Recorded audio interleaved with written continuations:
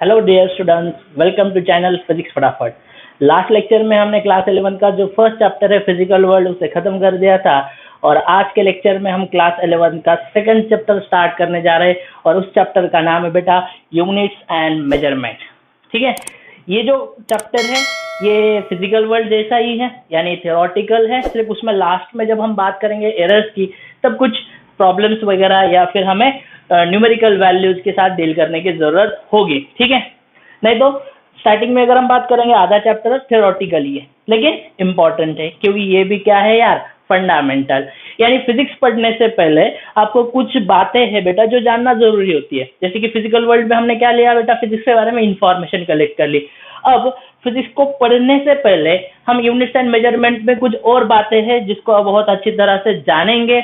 उसके बाद कुछ मैथ पढ़ेंगे, कुछ वेक्टर्स के बारे में जानकारी लेंगे और फिर काइनेमेटिक्स से आपकी एक्चुअल जो फिजिक्स है वो स्टार्ट होगी। ठीक है, उससे पहले जो कुछ हम पढ़ेंगे वो सारा क्या रहेगा बेटा, फंडामेंटल, जो हमें बहुत ही बढ़िया से क्लियर होना चाहिए, तब जाके हमें फिजिक्स समझ में आएगी। ठीक है, तो आज के क्लास में आपको पेन और पेपर यानी नोटबुक साथ में रखनी है।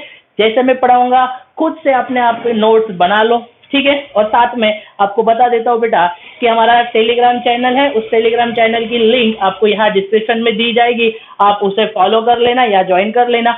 आपको वहां पे ये जो यूनिट एंड मेजरमेंट या जितने सारे जो चैप्टर्स है बेटा जो हम लोग पढ़ेंगे उनकी पीडीएफ फॉर्म में आपको नोट्स अवेलेबल होगी, क्वेश्चंस पेपर अवेलेबल मतलब क्वेश्चन बैंक अवेलेबल होगी और साथ में डीपीपीज वगैरह भी आपको वहां पे दी जाएगी।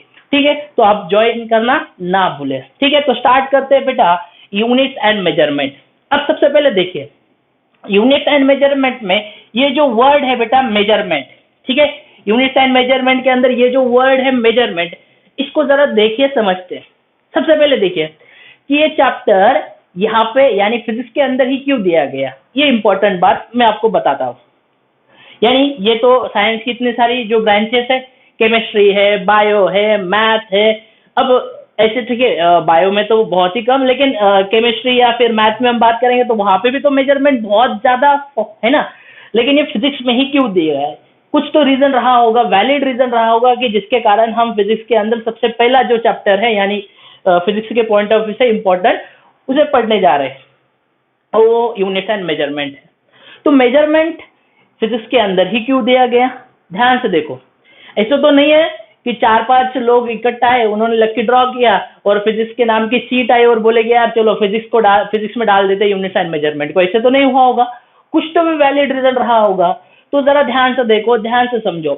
अगर आप अपने आप को पूछते हो, अपने खुद को पूछते हो कि यार फिजिक्स क्या है, बेसिकली फिजिक्स है क्या, यानी फिजिक्स में अब तक आपने क्या पढ़ा, फिजिक्स के बारे में आप तो क्या जानते हो। तो अगर आप क्लास 8, 9, 10 की फिजिक्स भी अगर समझते हो या फिर आपने पढ़ी है, आपको बहुत बढ़िया से पता है, तो आप ध्यान से देखो उस फिजिक्स के अंदर हम कुछ ना कुछ हमेशा कैलकुलेट करते हैं, कुछ ना कुछ हमेशा कैलकुलेशन की जाती है। जैसे फॉर एग्जांपल मोशन की बात कर लेते हैं, गाड़ी जा रही है, ठीक है, तो गाड़ी जा रही है तो गाड़ी की स्पीड कितनी होगी ये कैलकुलेट किया जाता है, वेलोसिटी कितनी होगी ये कैलकुलेट किया जाता है, एक्सेलरेशन कितना होगा ये कैलकुलेट किया जाता है, कितने समय में गाड़ी ने कितना डिस्टेंस ट्रेवल किया होगा ये कैलकुलेशन की जाती है। यानी हम क्या करते हैं, बहुत सी बातें फिजिक्स के अंदर हमेशा कैलकुलेट करते हुए ही रहते हैं। यानी फिजिक्स जो है बेटा ये मेजर्ड, मतलब अगर बात की जाएगी कुछ ना कुछ क्वांटिटी की मेजरमेंट हमेशा की जाती है। कहने का मतलब अगर बोला जाए तो फिजिक्स क्या है बेटा, physics is an quantitative science. ठीक है, फिजिक्स क्या है बेटा, क्वांटिटेटिव साइंस। यानी फिजिक्स में बहुत सारी क्वांटिटीज के बारे में हम पढ़ते हैं। पूरे फिजिक्स की अगर बात करें क्लास 11 और क्लास 12 को मिला के तो लगभग नियर अबाउट थाउजेंड्स के नियर अबाउट हम क्वांटिटीज पढ़ते हैं। यानी इतनी सारी क्वांटिटीज हमें पढ़नी होती है। यानी फिजिक्स जो है बेटा ये क्वांटिटेटिव साइंस है। यहाँ पे हर समय हम कुछ ना कुछ मेजर करते हैं, किसी न किसी को कैलकुलेट करते ही रहते हैं। इसीलिए हमें सबसे पहले ये चैप्टर दिया गया है यूनिट एंड मेजरमेंट। तो इसमें पढ़ना क्या है, तो हम इसकी शुरुआत करेंगे बेटा। तो यूनिट एंड मेजरमेंट में सबसे पहले हम पढ़ेंगे कि what is mean by physical quantities. ये जो फिजिकल क्वांटिटीज होती है ये क्या होती है, ठीक है। तो हम सबसे पहले बात करेंगे बेटा फिजिकल क्वांटिटीज के बारे में कि ये फिजिकल क्वांटिटीज एग्जैक्टली क्या है।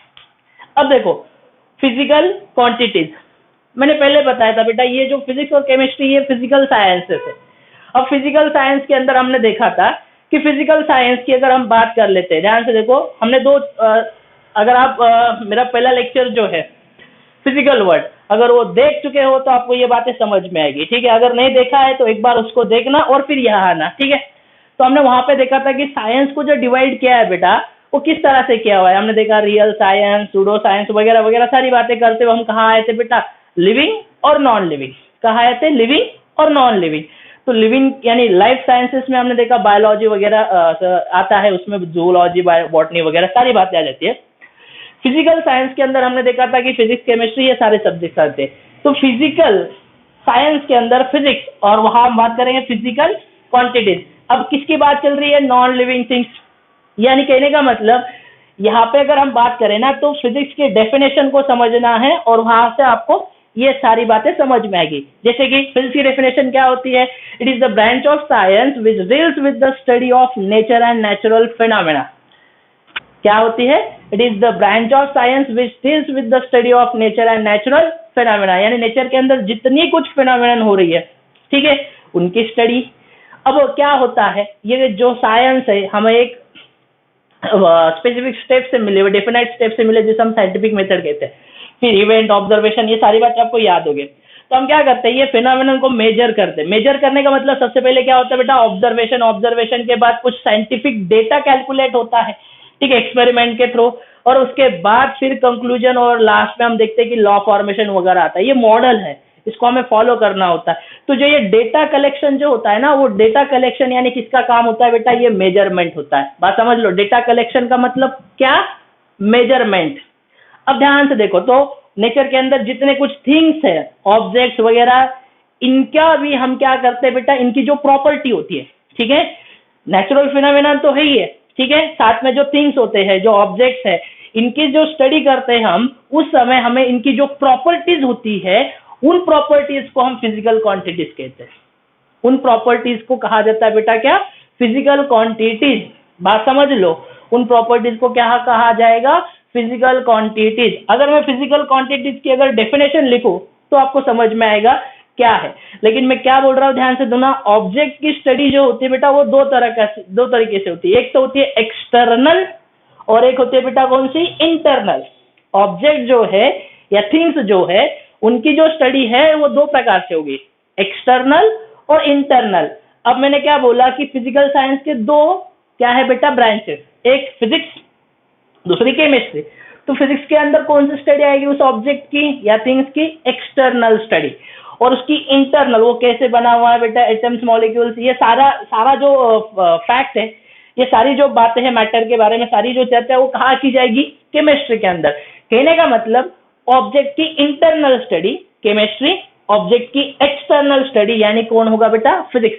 अब एक्सटर्नल क्या आता है यार, उसका एक्सटर्नल में सारी मेजरमेंट्स ही आएगी, ठीक है, उनकी अलग अलग जो प्रॉपर्टीज रहेगी, ऑब्जर्वेशन के थ्रू जो हमें प्रॉपर्टीज मिलेगी, उन प्रॉपर्टीज को हम बोलेंगे बेटा क्या, फिजिकल क्वांटिटीज, ठीक है। अब देखो फिजिकल क्वांटिटीज की डेफिनेशन क्या रहेगी। तो अगर बात की जाएगी उसकी डेफिनेशन की, तो डेफिनेशन हम ऐसे बोल सकते हैं कि दोज क्वांटिटीज, ठीक है, which can be measured, those quantities which can be measured, ठीक है, measured directly और indirectly, ठीक है। क्या बोला बेटा, those quantities which can be measured directly or indirectly and in which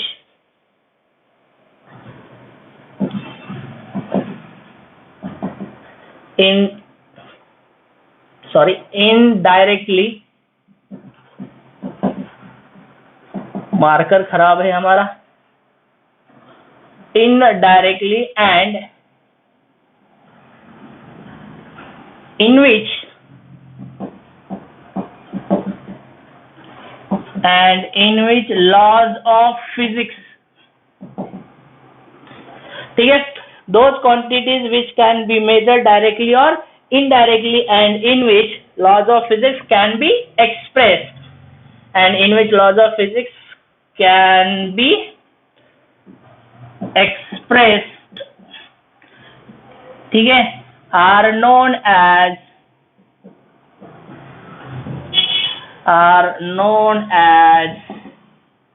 physical quantities, उनको कहा जाएगा फिजिकल क्वांटिटीज, ठीक है। डेफिनेशन बहुत ही आसान है। Those quantities which can be measured directly or indirectly and in which laws of physics can be expressed are known as physical quantities। अब बहुत से लोग क्या बोलते हैं, all measurable quantities are known as physical quantities। बिल्कुल सही है, मैं इसको गलत नहीं बताऊंगा। सिंपल एक लाइन में अगर पूछा जाता है कि बताइए फिजिकल क्वांटिटीज की डेफिनेशन क्या है, तो आप डायरेक्टली बोल सकते हो all measurable quantities are known as physical quantity. ये किताबी डेफिनेशन, ठीक है। हमारे आसान तरीके से अगर हमें बोलना है या समझना है तो सिंपल लाइन में बोला जा सकता है कि all measurable quantities are known as physical quantities. उसमें कोई भी गलत बात नहीं है, ये किताबी डेफिनेशन है जो ये इस तरह से बोली जाती है, those quantities which can be measured directly और indirectly and in which laws of physics can be expressed are known as physical quantities. यानी ऐसी क्वांटिटीज जो मेजर की जा सकती है, ऐसी क्वांटिटीज जो मेजर की जा सकती है और उनमें फिजिक्स के लॉज एक्सप्रेस किए जा सकते हैं, उन क्वांटिटीज को कहा जाता है बेटा कौन सी क्वांटिटीज, फिजिकल क्वांटिटीज, ठीक है। अब मेजर करना यानी क्या, अब मेजर करना यानी क्या, ठीक है। अब भाई साहब मेजर करना यानी क्या होता है, अब अगर मेजर करना है इसका मतलब क्या होता है, किसी भी क्वांटिटी को अगर मेजर करना है मतलब क्या करना है। जैसे कि फॉर एग्जांपल मैं आपसे पूछता हूं कि ये जो बोर्ड है, बताइए इस बोर्ड की लेंथ क्या है। ये सिंपल सा सवाल अगर मैं आपसे पूछता हूं कि ये जो बोर्ड है मुझे बताना है, या आप लोगों से पूछा गया है कि बताइए कि इस बोर्ड की लेंथ कितनी होगी, ठीक है। आपसे बोला गया कि इस बोर्ड की लेंथ बताइए, तो आप क्या करोगे, अब एक इंस्ट्रूमेंट लेके आओगे कि जिससे हम लेंथ मेजर करते, एक टेप लेके आओगे, ठीक है। एक यहाँ लगाओगे, ठीक है, दूसरा यहाँ लगाओगे और बोल दोगे कि ये जो है ये सपोज टू बी 6 मीटर है, सपोज टू बी 6 मीटर का बोर्ड है, यानी लेंथ 6 मीटर है। और बोलोगे क्या, सर इसकी जो लेंथ है वो कितनी है, 6 मीटर। यानी मैंने क्या बोला था आप लोगों को कि इस बोर्ड की लेंथ कितनी है, तो आपने बोला कितनी है, 6 मीटर। यानी आपने क्या किया बेटा, जो क्वांटिटी थी, कौन सी क्वांटिटी, लेंथ, इस क्वांटिटी को मेजर किया। मेजर किया मतलब इस क्वांटिटी को अपने एक नंबर, ठीक है, इस क्वांटिटी को अपने एक नंबर और एक यूनिट में एक्सप्रेस किया। बात समझ में आ रही है।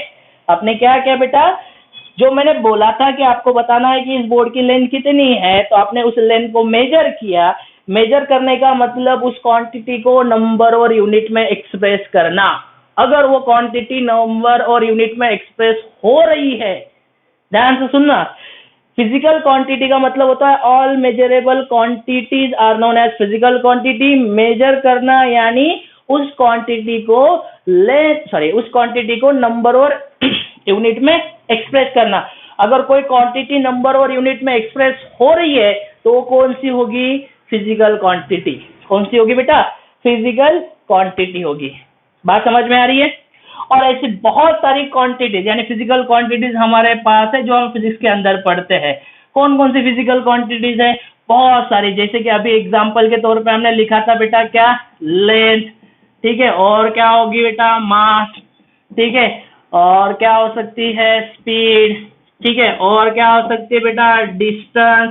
जो आपको पता है ऐसी क्वांटिटी में यहाँ पे लिख रहा हूँ, ठीक है, डिस्टेंस। उसके बाद क्या हो सकता है बेटा, वेलोसिटी, ठीक है, और कौन सी हो सकती है, एक्सेलरेशन, और कौन सी हो सकती है, वर्क, ठीक है, और कौन हो सकता है, टाइम। बहुत हो गए, ठीक है, एक्सेट्रा etc। ऐसी बहुत सारी फिजिकल क्वांटिटीज हम क्या करते हैं बेटा, फिजिक्स के अंदर पढ़ते हैं। बात समझ में आ रही है? तो मैंने अब तक आपको 3 बातें बताई हुई। कौन सी? एक फिजिकल क्वांटिटी क्या है, मेजर करना क्या होता है, और फिजिकल क्वांटिटी के एग्जाम्पल। ठीक है, मुझे लगता है यहाँ तक आपको क्लियर हुआ होगा। अब ध्यान से देखो, मैंने यहाँ पे बताया था कि जो फिजिकल क्वांटिटी यानी क्या है बेटा, मेजर होने वाली क्वांटिटी। अब मेजर करना यानी उस क्वांटिटी को क्या करना, नंबर और यूनिट में एक्सप्रेस करना।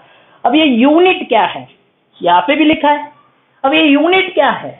अब यूनिट यानी क्या होता है, उस क्वांटिटी को मेजर करने के लिए। अब मेजरमेंट को मैं दूसरी तरह से समझाता हूं, ठीक है बेटा।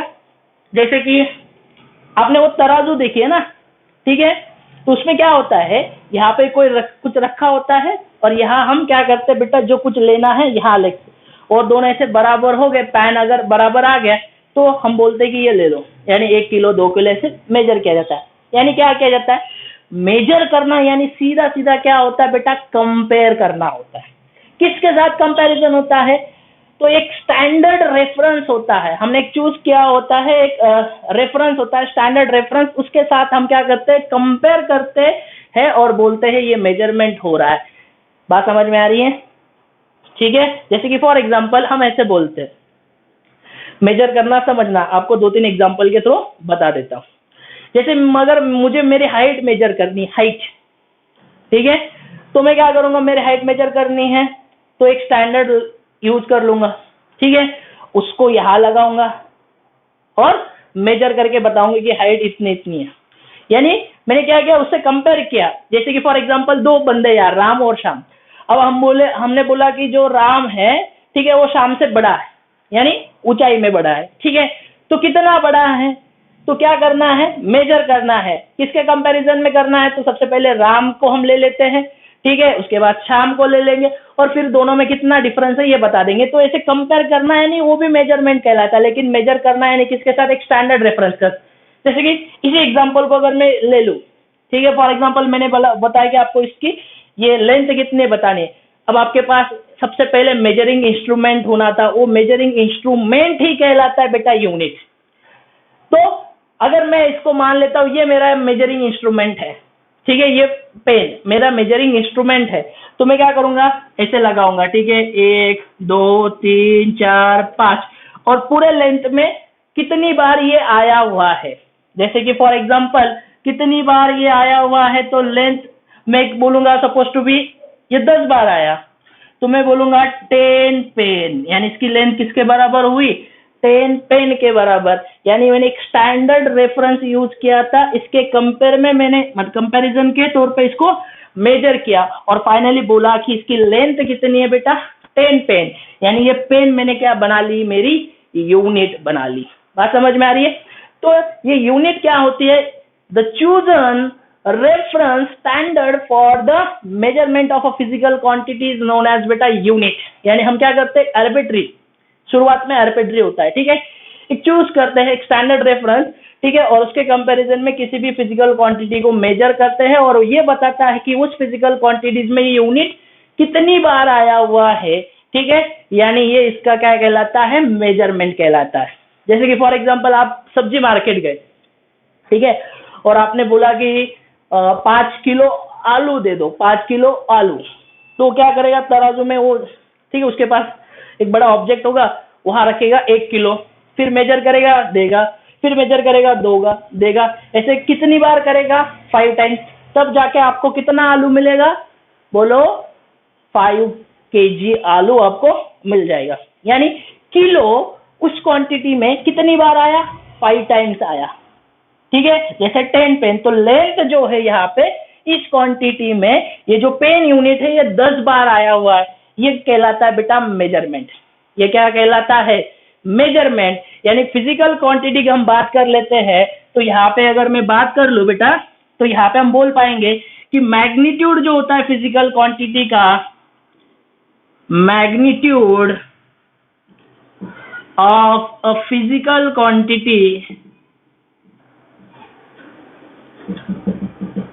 इसमें 2 चीजें होती है, ठीक है।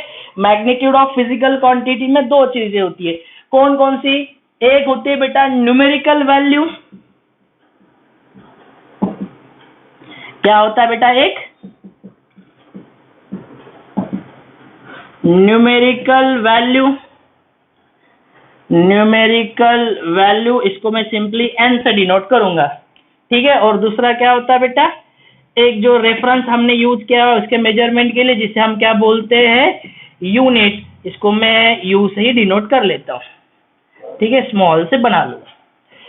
यानी मैग्नीट्यूड ऑफ फिजिकल क्वांटिटी, ठीक है, इज इक्वल टू क्या होता है बेटा? Numerical value into unit. अगर मैं इसको सिंपल Q से डिनोट करूं, यानी मैग्नीट्यूड ऑफ फिजिकल क्वांटिटी को अगर मैं Q से डिनोट करूं, तो मैं बोलूंगा Q is equal to NU। ये फॉर्मूला याद रखना। मैं क्या बोलूंगा बेटा? Q is equal to NU। Q का मतलब क्या होगा? Magnitude of physical quantity is equal to numerical, N का मतलब क्या है? न्यूमेरिकल वैल्यू, और U का मतलब क्या है बेटा? यूनिट। यानी मैग्नीट्यूड का मतलब क्या होता है? Numerical value and unit. Magnitude of physical quantity का मतलब होता है NU, यानी क्या बेटा? Numerical value into unit. ये कहलाता है magnitude of a physical quantity. क्या कहलाएगा बेटा? ये magnitude of a physical quantity. बात समझ में आ रही है भाई साहब? ये इसे कहा जाएगा magnitude of a physical quantity. अब तो फिजिक्स के अंदर ऐसे बहुत सारी क्वांटिटीज हैं, जैसे मैंने कुछ एग्जांपल यहाँ लिखे हैं, ऐसी बहुत सारी फिजिकल क्वांटिटीज हमें फिजिक्स के अंदर पढ़नी है। तो दिक्कत हो जाएगी क्या इतने सारे क्वांटिटीज पढ़ने के लिए? नहीं, क्योंकि हमने क्वांटिटीज को दो पार्ट में तोड़ा है। क्या क्या बेटा? इन फिजिकल क्वांटिटीज को हमने दो पार्ट में तोड़ा है। यानी हमारा जो नेक्स्ट पॉइंट जो हमें डिस्कस करना है वो करना है बेटा टाइप्स ऑफ फिजिकल क्वांटिटीज। क्या डिस्कस करना है?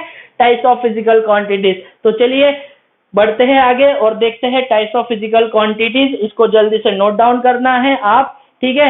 वीडियो पॉज करके नोट डाउन कर सकते हो, या फिर आपको जैसे आपकी खुद की नोट्स बनानी है वैसे बना सकते हो, ठीक है। चलिए आगे बढ़ते हैं, अगली बात कर लेते हैं। क्या पढ़ना है? Types of physical quantities.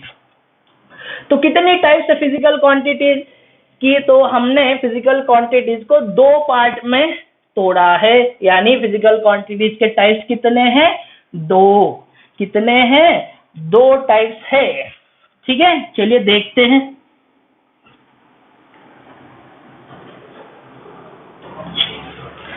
तो हमारा जो नेक्स्ट पॉइंट रहेगा वो होगा बेटा टाइप्स ऑफ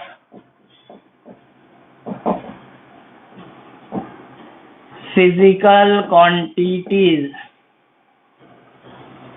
ठीक है। अब इसको शॉर्ट में बोला जाता है बेटा फिजिकल क्वांटिटीज को PQ, ठीक है। तो टाइप्स ऑफ PQ भी बोल सकते हो।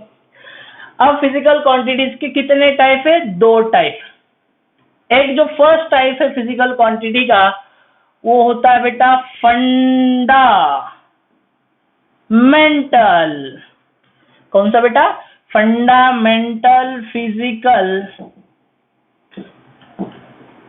क्वांटिटीज।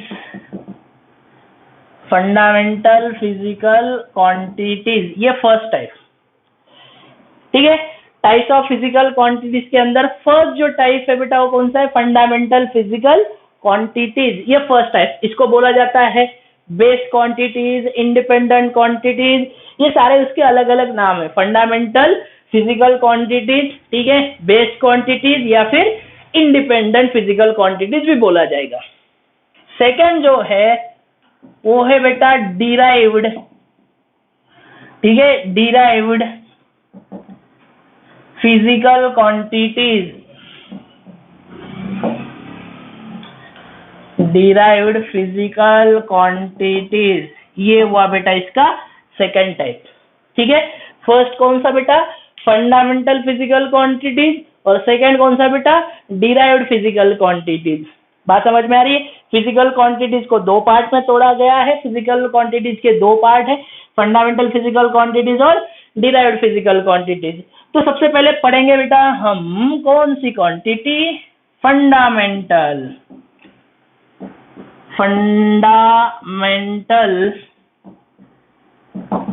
फिजिकल क्वांटिटीज की हम सबसे पहले बात करेंगे, ठीक है, किसकी बात करेंगे यार? फंडामेंटल फिजिकल क्वांटिटीज की। तो क्या होती है फंडामेंटल फिजिकल क्वांटिटीज? अरे यार क्या होती है फंडामेंटल फिजिकल? अब जो सीबीएसई वाले बच्चे हैं ये ऑलरेडी उनको क्लास शायद 9th में या 10th में हुआ होगा, ये सब उनको पता है। ठीक है, तो फंडामेंटल फिजिकल क्वांटिटीज यानी कौन सी क्वांटिटीज होती है? अभी तो बोला यार बेस या इंडिपेंडेंट। तो ये क्वांटिटी जो होती है बेटा, ये कौन सी क्वांटिटीज होती है? इंडिपेंडेंट क्वांटिटीज, यानी किसी और के ऊपर डिपेंड नहीं होती। बात समझ में आ रही है? अभी जो हमारे देश में नारा चल रहा है ना, आत्मनिर्भर, तो ये जो क्वांटिटी बेटा, ये कैसी क्वांटिटी? आत्मनिर्भर। ठीक है, ये अपने आप के ऊपर भरोसा रखती है। ठीक है, दूसरे के ऊपर डिपेंड नहीं है। ठीक है, अब किसके लिए डिपेंड नहीं है दूसरों के ऊपर? तो अपने मेजरमेंट के लिए दूसरे क्वांटिटीज के ऊपर वो डिपेंड नहीं करती। वो क्या है बेटा? आत्मनिर्भर है। कैसी है वो क्वांटिटीज? आत्मनिर्भर है। ठीक है, दूसरे के ऊपर डिपेंड नहीं करेगी। अब फंडामेंटल से पता चलता है ना भाई साहब। ठीक है, अब फंडामेंटल और डिराइव्ड ये दो नाम ही आपको पता दे रहे हैं कि एग्जैक्टली क्या है। तो फंडामेंटल यानी ऐसी क्वांटिटीज जो इंडिपेंडेंट है, दूसरे क्वांटिटीज के ऊपर डिपेंड नहीं करती अपने मेजरमेंट के लिए, उन क्वांटिटीज को कहा जाता है फंडामेंटल फिजिकल क्वांटिटीज। बात समझ में आ रही है? अब इसको मैं समझाता हूं, 2 या 3 एग्जांपल से आपको इसको फील दूंगा। आत्मनिर्भर है, दूसरे के ऊपर डिपेंड नहीं करती। अगर आप ध्यान से देखो, टोटल अगर मैं एबीसीडी की बात करूं, एबीसीडी, तो एबीसीडी क्या है यार? एबीसीडी क्या है? ए से लेकर जेड तक ये एबीसीडी जो है ये है क्या? तो ये जो लैंग्वेज है इंग्लिश, ठीक है, इसकी ये फंडामेंटल्स है। बात समझ लो, ए से लेकर जेड तक ये जो सारे जो लेटर्स है, ये जो पूरी जो इंग्लिश की वोकैबुलरी है, इसके क्या है यार? फंडामेंटल्स। यानी इनको मिला के ये जो लेटर्स है ए से लेकर जेड तक, ये फंडामेंटल है इंग्लिश के। इनको मिला के सारी इंग्लिश की वोकैबुलरी बनी हुई है। यही तो लेटर है ना पूरे। बात समझ लो यार। इसका मतलब ये फंडामेंटल है। ए को बी से कुछ लेना देना नहीं है, बी को सी से कुछ लेना देना नहीं है, सी को ए से कुछ लेना देना नहीं है। ये क्या है? इंडिपेंडेंट है एक दूसरे से। यानी कैसे बेटा? आत्मनिर्भर है। कैसे है? आत्मनिर्भर, एक दूसरे के ऊपर डिपेंड नहीं करते। बात समझ में आ रही? तो ये जो इंग्लिश है, हम ये जो एबीसीडी है, इसको हम बोलते हैं बेटा फंडामेंटल। किसके? इंग्लिश के। तो इसी तरह से कुछ क्वांटिटीज ऐसी है, इसी तरह से कुछ क्वांटिटीज ऐसी है कि हम क्या करते हैं, उनको बोलते हैं फंडामेंटल। आप जरा फील करो, समझ लो यार। यानी ऐसी क्वांटिटीज है जो एक दूसरे के ऊपर डिपेंड नहीं करती या किसी दूसरे क्वांटिटीज के ऊपर डिपेंड नहीं करते अपने मेजरमेंट के लिए, उन क्वांटिटीज को कहा जाता है फंडामेंटल क्वांटिटीज। और इन फंडामेंटल क्वांटिटीज से ही अदर क्वांटिटीज हमें मिली। जैसे ये जो लेटर्स है ए बी सी डी, इनको मिला के हमें इंग्लिश की वोकैबुलरी मिली है। तो हमारे पास कुछ ऐसी फंडामेंटल क्वांटिटीज है जिनको हमने ढूंढा और उन फंडामेंटल क्वांटिटीज से बाकी सारी क्वांटिटीज बनाई। उनको हम बोलते हैं डिराइव्ड। उनको हम क्या बोलते हैं? डिराइव्ड। तो इस तरह से हमने फिजिकल क्वांटिटीज को 2 पार्ट में तोड़ा, फंडामेंटल और डिराइव्ड। मुझे लगता है आपको ये क्लियर हुआ होगा कि फंडामेंटल और डिराइव्ड क्या है। ठीक है, तो मैं आपको कुछ एग्जांपल के थ्रू भी समझाने की कोशिश जरूर करूंगा। तो फंडामेंटल क्वांटिटीज की डेफिनेशन क्या आएगी? ठीक है, तो मैं किताबी डेफिनेशन लिख रहा हूं। ठीक है, दोज फिजिकल क्वांटिटीज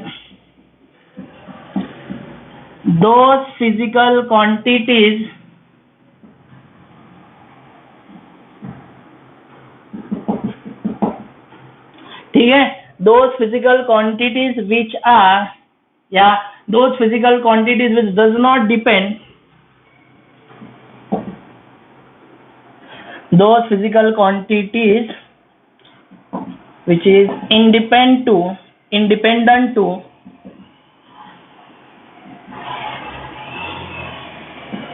ठीक है, those physical quantities which is independent to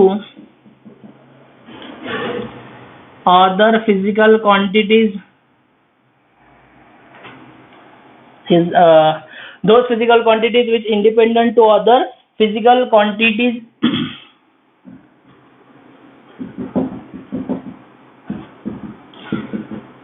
for their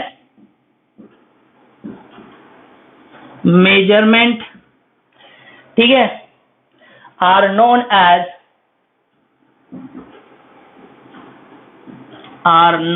as कौन सी? Fundamental,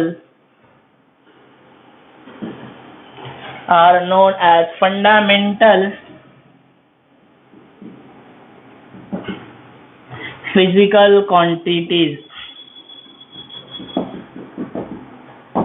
are known as fundamental physical quantities. ठीक है, क्या बोला बेटा? Those physical quantities which are independent to which are, ठीक है। So those physical quantities which are independent to other physical quantities for their measurement are known as fundamental physical quantities। तो उनको क्या कहा जाएगा बेटा? fundamental physical quantities। और ऐसी कितनी है? so there are 7 fundamental quantities। शुरुआत में मैकेनिक्स के अंदर हम सिर्फ 3 क्वांटिटीज के साथ डील करते हैं, यानी शुरुआत में हम सिर्फ 3 क्वांटिटीज के बारे में पढ़ते हैं मैकेनिक्स के अंदर, और धीरे धीरे जैसे आप फिजिक्स में आगे बढ़ोगे तो बाकी जो फिजिकल क्वांटिटीज है, फंडामेंटल फिजिकल क्वांटिटीज, उनके बारे में आपको जानकारी मिलेगी डिटेल में। फिलहाल मैं आपको इंट्रोडक्शन के तौर पे सारी बता दूंगा, ठीक है। सो क्या क्या हो सकती है फंडामेंटल फिजिकल क्वांटिटीज? तो अगर एग्जाम्पल की हम बात करें तो so there are 7 fundamental physical quantities.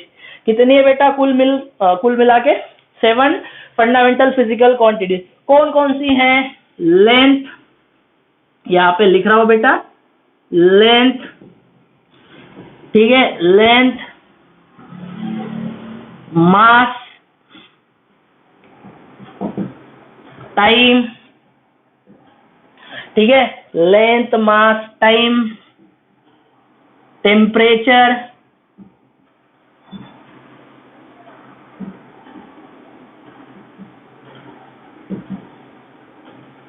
ठीक है, उसके बाद इलेक्ट्रिक करंट,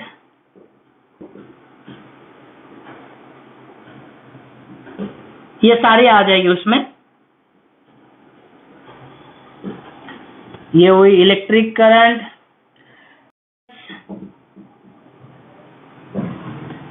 ल्यूमिनियस इंटेंसिटी, ठीक है, और लास्ट में हो गया बेटा अमाउंट ऑफ सब्सटेंस,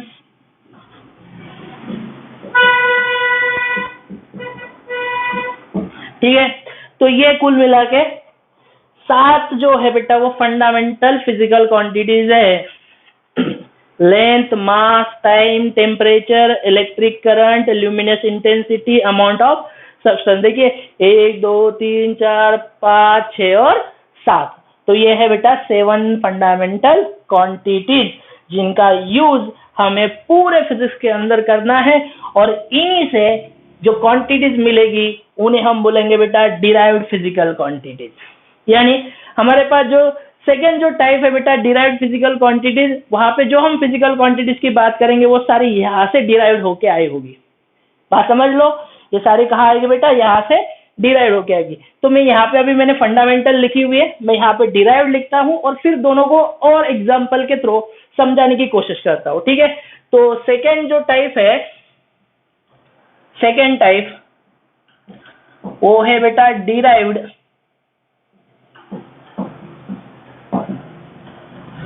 क्या है? Derived physical quantities.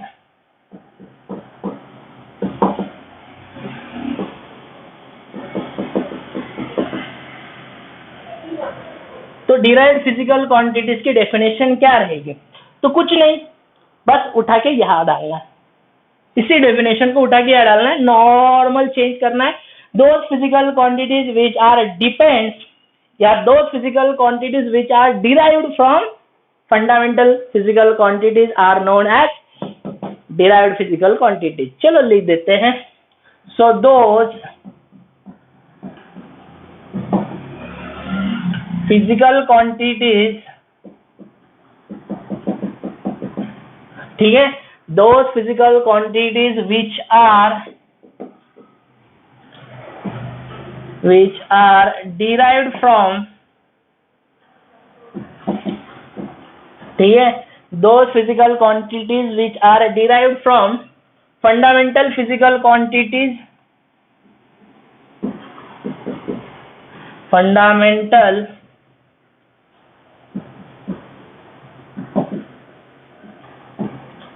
Physical quantities, ठीक है, आर नोन एज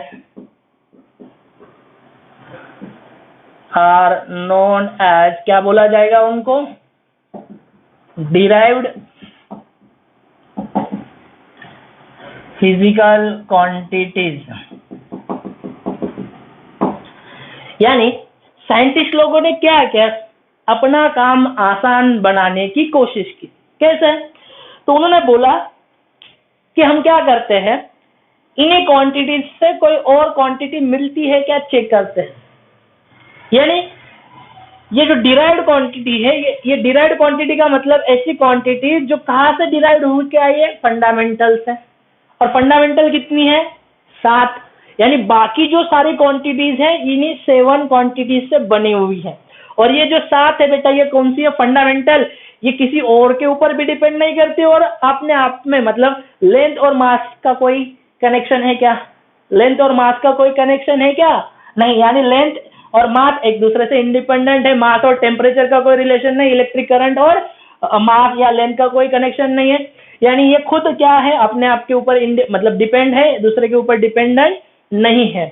लेकिन ये जो क्वांटिटीज है ये इनके ऊपर डिपेंड है, यानी इनसे बनी हुई है, इसीलिए इसको बोला जाएगा डिराइव्ड क्वांटिटी। जैसे समझने की कोशिश कर लेता हूं, पहले एग्जांपल याद करो यार। मैंने क्या किया बेटा, आपको बोर्ड की लेंथ मेजर करने के लिए बोला गया। क्या किया, बोर्ड की लेंथ मेजर करें, या फिर हम इस क्लासरूम को ले लें, ठीक है, ये पूरा जो हॉल है इसकी चर्चा कर लेते हैं। अगर मैं बोलूं कि आपको क्या करना बेटा, ये जो दीवार है ये कितनी लंबी है ये बतानी है, यानी इसकी क्या कैलकुलेट करनी है, लेंथ। क्या कैलकुलेट करनी है, लेंथ।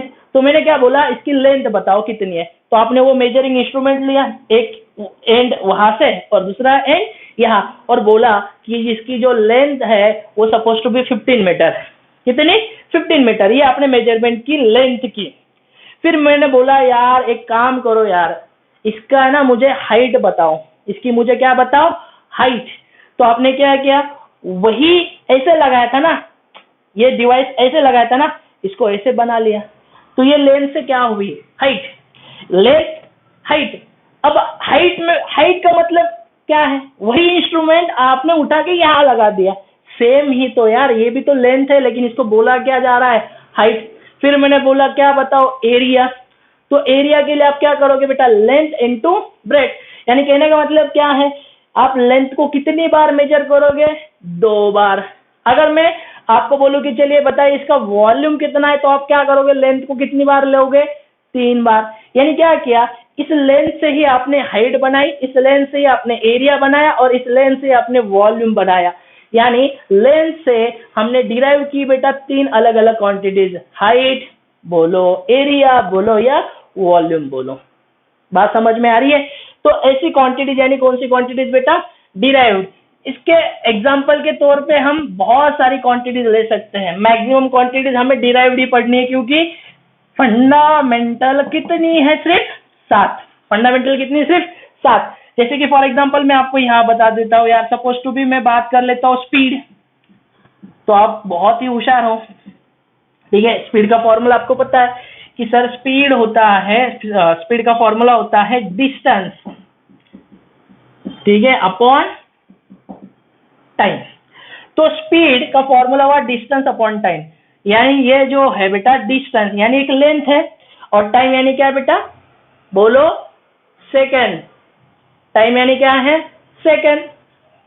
ये टाइम आई ना क्वांटिटी, सेकंड यूनिट है उसका, और लेंथ डिस्टेंस के फॉर्म में आ गए, और लेंथ का यूनिट होता है मीटर, टाइम का यूनिट होता है सेकंड, तो इसका यूनिट बन गया मीटर पर सेकंड। यानी हमने क्या किया, लेंथ और टाइम से एक नई क्वांटिटी बना ली, और इस क्वांटिटी का नाम है बेटा कौन सी, स्पीड। और ये कौन सी क्वांटिटी, फिजिकल है, सॉरी फंडामेंटल है कि डिराइव्ड है, तो कौन सी क्वांटिटी बेटा, ये डिराइव्ड क्वांटिटी है। और ऐसी बहुत सारी क्वांटिटीज आपको मिल जाएगी, डेंसिटीज वगैरह वगैरह, एक्सेलरेशन, ये सारे इसमें आ गए। तो एग्जांपल के तौर पे हम ऐसी क्वांटिटीज लिख लेते हैं। तो ऐसी क्वांटिटीज यही से स्टार्ट करते हैं, स्पीड हो गई, उसके बाद स्पीड के बाद हम बात कर लेते हैं सपोज टू बी डिस्प्लेसमेंट, जो आपको पता है वही ले रहा हूं बेटा, ठीक है। ये आ जाएगी वेलोसिटी, इसके बाद आ जाएगा बेटा एक्सेलरेशन,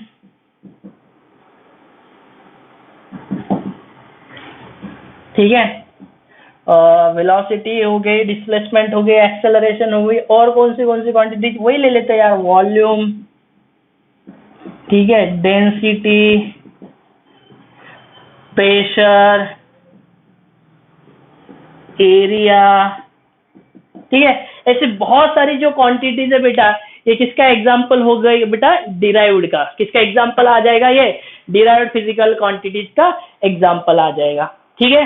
तो आपको एक फाइनल एग्जांपल के थ्रू में समझाने की कोशिश करूंगा बेटा, क्या, फंडामेंटल और डिराइव्ड, ठीक है। बात करेंगे बेटा किसकी, फंडामेंटल और डिराइव्ड को समझाने की कोशिश कर लेता हूं। अब देखो, जैसे कि फॉर एग्जांपल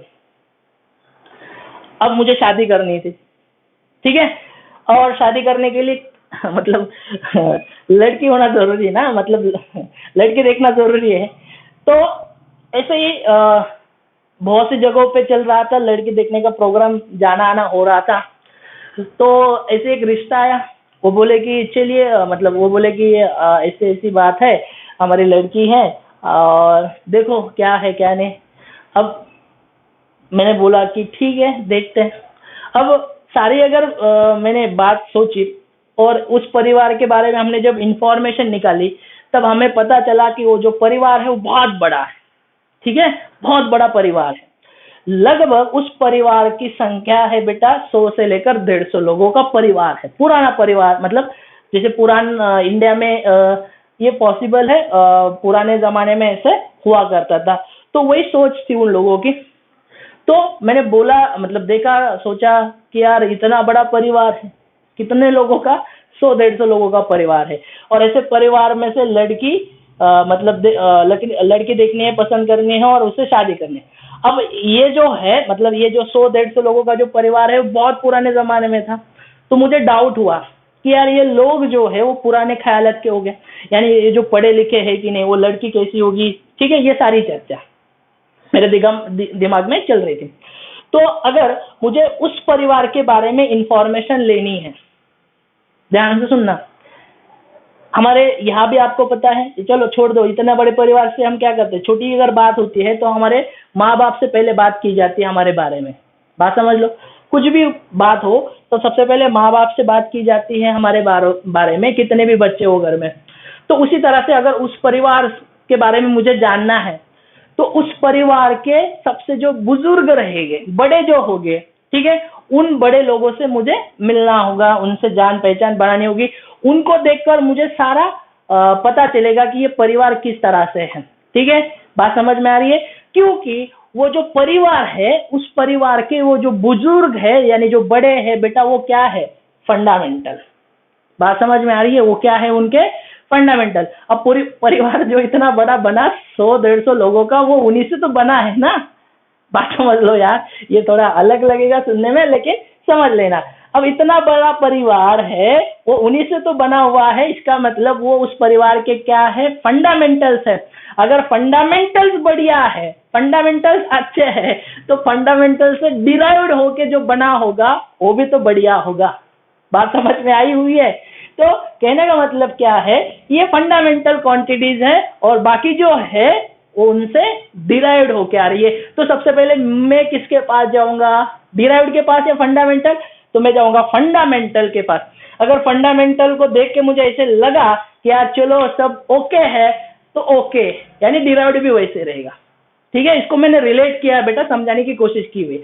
तो ये है फंडामेंटल क्वांटिटीज और ये है बेटा कौन सी क्वांटिटीज, डिराइव्ड फिजिकल क्वांटिटीज। तो आज के लेक्चर में हमने फंडामेंटल क्वांटिटीज के बारे में पढ़ा और डिराइव्ड क्वांटिटीज के बारे में बात कर ली।